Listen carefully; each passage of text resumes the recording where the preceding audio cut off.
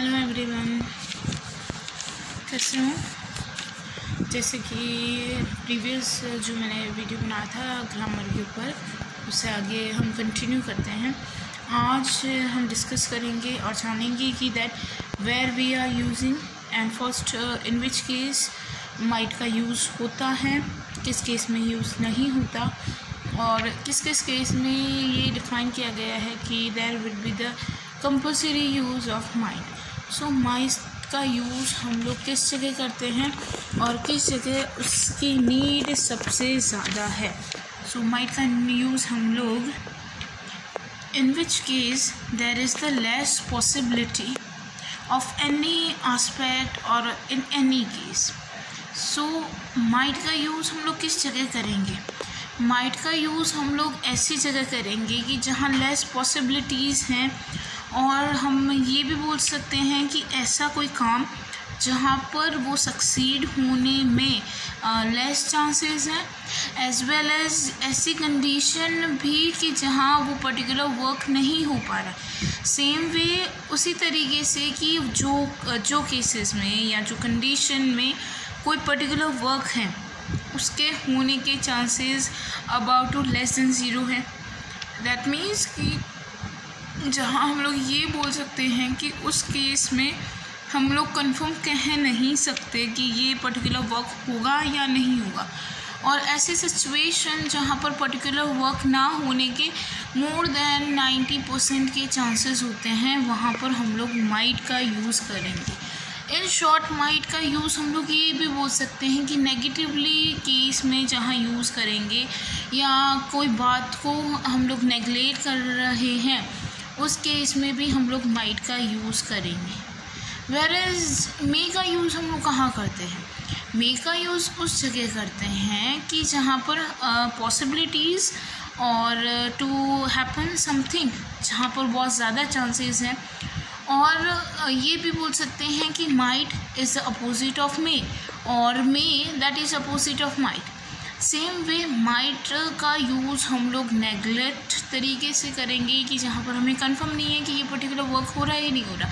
Secondly मे का use जहाँ more possibilities to happen some work, वहाँ पर हम लोग मे का यूज़ करेंगे। जैसे कि एग्जाम्पल, ही मे कम टुडे, यहाँ पर जो पर्टिकुलर पर्सन है उसके आने के चांसेस मोर हैं। And second case that Neha might be pass this exam. So इस केस में हमें ये कंफर्म नहीं है कि जो नेहा नेम की एक स्टूडेंट है ये पर्टिकुलर एग्ज़ाम पास कर पाएगी कि नहीं कर पाएगी। उसके नहीं कर पाने के चांसेस बहुत ही मोर है। वेरएज मे के चांस में या मे के केस में हम लोग ये बोल सकते हैं कि वो पर्टिकुलर वर्क फिनिश हो चुका है, वहाँ पर हम लोग मे का यूज़ करेंगे। और एक और पॉसिबिलिटी ये है कि जहाँ पर मोर देन 50% चांसेस हैं, और वी कैन से कि 80% चांसेस हैं, over there we will use the word must. That means we are very much satisfy और that we are very much confidentially कि ये वर्क पर्टिकुलरली होगा। हमें 100% से लगभग ये आइडिया है कि ये पर्टिकुलर वर्क होगा ही होगा, चाहे कुछ भी हो जाए।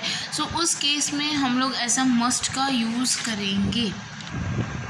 और सेकेंड चांस ये भी है कि मे का यूज़ हम लोग वहाँ करें कि जहाँ भी हमें किसी से परमिशन मांगनी पड़े या किसी पर्सन को हम लोग ऐसे रिस्पेक्टफुल में उनसे परमिशन मांग रहे हैं, उस जगह पर भी हम लोग मे का यूज़ करते हैं। For example, as a student that we are taking the permission of our elders, like may I come in sir, or may I do this work if you are just agree to me. That means कि मे का use उस case में भी होता है कि जहाँ हम लोग किसी हमारे एल्डर्स से या हमारे से एल्डर वर्किंग एबिलिटी है उन पर्सन से भी हम लोग जब परमिशन मांगते हैं, वहाँ पर भी हम लोग मे का यूज़ करते हैं। एंड ये लास्ट सबसे ज़्यादा मेन इम्पॉर्टेंट बात जो हमें याद रखनी है और ध्यान रखनी है is that may and might both words are using to show some possibility conditions, possibility, or we can say that we are likely to perform some activities or some work.